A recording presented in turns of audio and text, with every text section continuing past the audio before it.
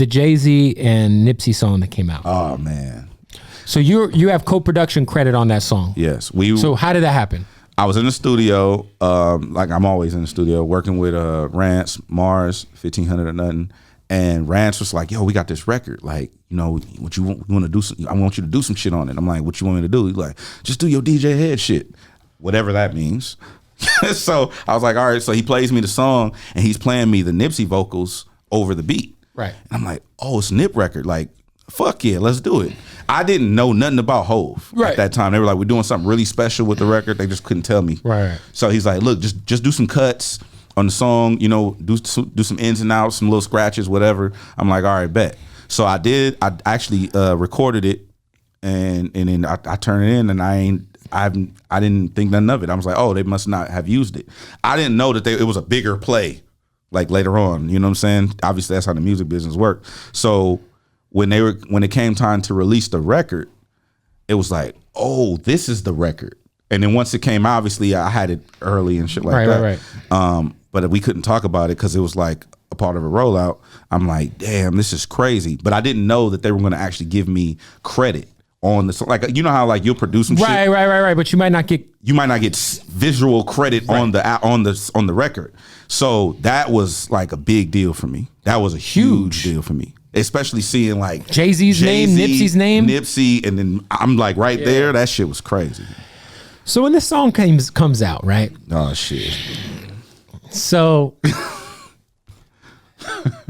you know, when we were doing the night show together, yes, we really didn't care to have songs first. No, that's not my game.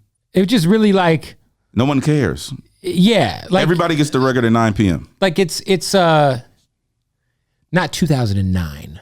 Sure. Or even 2013. It's like, yo, fam, like now. Like you said, you had the record for a long time. I was in the studio. Right. This is before the whole vocals. So the LA Leakers, shout out to Justin, shout out to Sour Milk. Sour Milk. Well, you talking about when we were doing the show together, or are you talking about recently? No, I'm talking about recently. Oh, okay. This is after you and I were not on the air. This is recently. Recently when the song came out, right? What was this? December, January? When did the record drop? I don't remember. Like I said, I have a bad memory. So the Leakers get the song, and they're going crazy before 9 o'clock, obviously, right? Mm-hmm. Which has happened a lot. Yeah. Cool. Sour Milk goes on Twitter and says essentially, does anybody want to tell them that we've been going crazy on this however long? I don't remember the specifics of the tweet. Well, I tweeted first and I said, I'm playing this at 9 o'clock. Right. And then he retweeted shout out yours. To Nipsey. Yeah. It was just. Yeah, you said, yo, we're going crazy at 9. Yeah, I'm just promoting my show. Right. You're promoting your show, which is what you should do. Right. You weren't saying anything about anybody. I don't ever do that. Right. He retweets it and pretty much says, does anyone want to tell? I don't remember, but we've been going crazy on this the last 2 hours, Bob. I know that it got interesting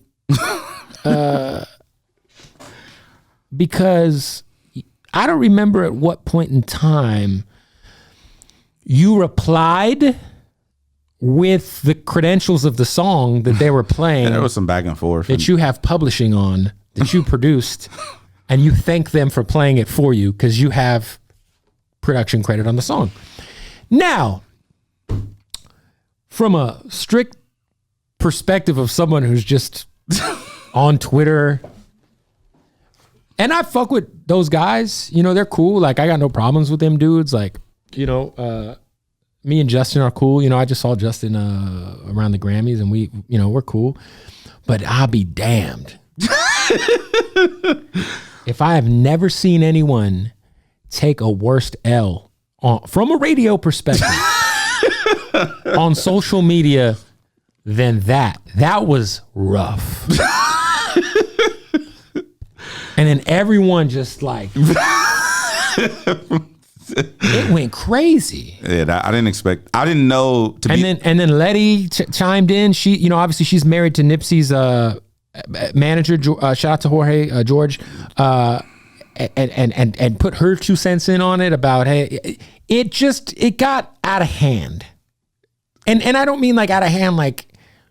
You just literally was on some like, hey, thanks for supporting. By the way, you might want to check the credentials on that record. You had it. So what happened with that? That's exactly how we had some back and forth. And then he said something. It got kind of like, it started to get aggressive. On his behalf. Yeah. Not on your behalf. Yeah. So I was just like, that's not in your nature. No, I can't play like that. This shit is like, again, people take this radio shit so serious. It's like, fam, this is for anyone, not for anyone in particular. You work for a company that owns a brand that you don't own. Listen, man. Calm down. What I did was I got swung on and I swung back. You swung back, all right.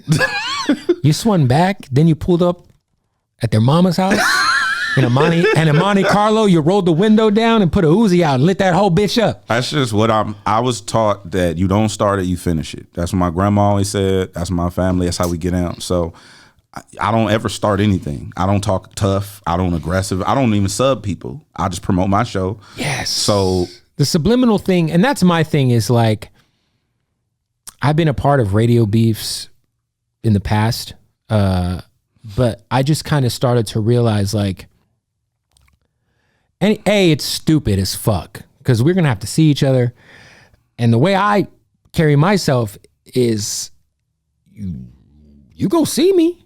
I ain't gonna reply to you on social media because I ain't a social. You know, we're gonna run into each other, and then we're gonna have this conversation face to face, and that's happened a few times where I've had to run up in Vegas. Shout out to John Moog from KLUC who thought he could talk out the side of his fucking face, and I wouldn't go fucking walk up to his ass right at the Lowrider show and be like, "What's up, motherfucker? What you trying to do?" This nigga's crazy. You know what I'm saying?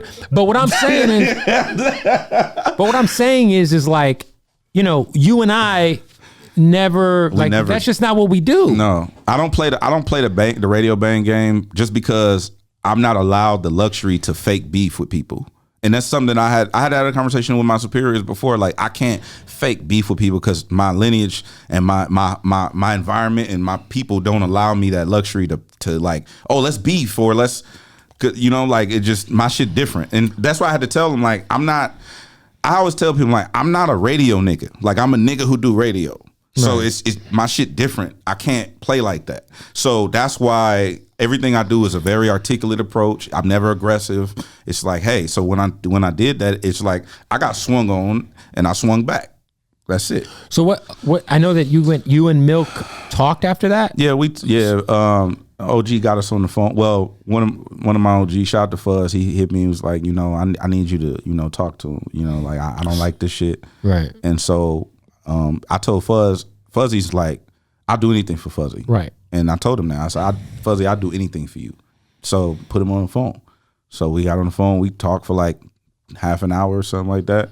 And I don't want to, you know, just get all the details of the conversation. Yeah, but everything's cool.